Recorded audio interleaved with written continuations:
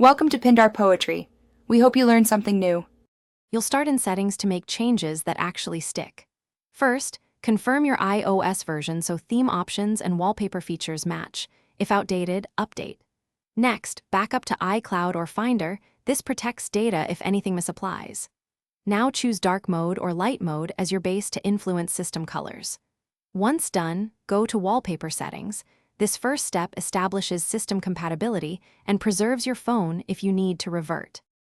Now you'll build the visible theme. Start by selecting distinct lock screen and home screen wallpapers to create depth and contrast. Use the Shortcuts app to create custom app icons. Make an icon folder, import images, then assign shortcuts. This replaces the icon visually while keeping app functionality. Once icons are set, add and size widgets for balance.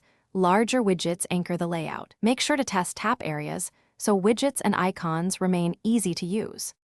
Finish by reviewing the whole home screen and taking a screenshot so you can restore placement later. This helps if you need to redo changes. Then tweak display and brightness and accessibility settings to refine contrast and color filters so text remains readable.